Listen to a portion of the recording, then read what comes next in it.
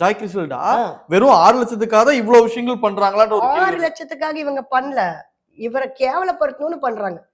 இப்ப என்னன்னா என்ன பண்ணியும் அவங்க கிட்ட வரமாட்டான்னு தெரிஞ்சுட்டாங்க. அடுத்தது காசை கேட்டு அதை கொஞ்சம் பாதர் பண்ணும். அவர் நிம்மதியா இருக்கக்கூடாது. அவரை எல்லாரும் கேவலமா பார்க்கணும். இப்ப டெய்லி வரும்ல நியூஸ். இப்ப டெய்லி நியூஸ்ல அவங்க வராங்களா இல்லையா? இன்னைக்கு நீங்க சோசியல் மீடியாவை திறந்தாலே மாதம்பட்டி ரங்கராஜ், ஜாய் கிறிஸ்டல் தான் இதுதான் வர்றதை தவிர வேற ஒண்ணும் இல்லை. இப்ப இந்த ஜானர் இழுத்து மூடப்படக்கூடாது, அவர் ஸ்ருதியோட நிம்மதியா இருக்கக்கூடாது, அவர் குழந்தைங்களோட நிம்மதியா இருக்கக்கூடாது. இவ்வளவு பண்றாங்களே, இந்த குழந்தைய இவங்க பெத்துக்கிறாங்க. இந்த குழந்தைக்கு என்ன வழி? 6 லட்சம் ரூபாய் கொடுத்துட்றாங்கன்னு வச்சுக்கோங்க கோர்ட். இவங்க பிறக்கிற குழந்தை நாளைக்கு மாதம்பட்டி தான் அப்பான்னு காமிச்சிட்டாங்க. இப்ப அந்த குழந்தைக்கு தெரிஞ்சிருச்சு.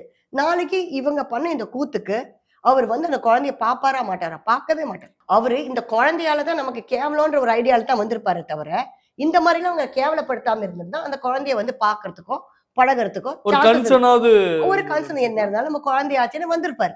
இப்ப அதை கெடுத்துக்கிட்டாங்க ஜாய் கிறிஸ்டல். இப்ப நாளைக்கு ஸ்ருதியுடைய குழந்தைங்களோட அவர் வெளியில போகும்போது கார்ல இவங்களுக்கு பிறக்கிற இந்த குழந்தை இன்னைக்கு பிறந்திருக்குன்னு கேள்விப்பட்டிருக்கோம். ஒரு ஆம்பளை பிள்ளை பிறந்தது, அது உண்மையா போயும் தெரியல. அப்படி ஒரு குழந்தை பிறந்துச்சுன்னா அந்த குழந்தை 20 வயசு ஆகும் போது அவங்க அப்பா வேற ஒரு 2 பிரதர்ஸோட ஜாலியா இருக்கும் போது இந்த பையன் மனசு வேகுமா வேகாதா? கண்டிப்பா. அது ஜாய் கிறிஸ்டல் ஏன் யோசனை பண்ற?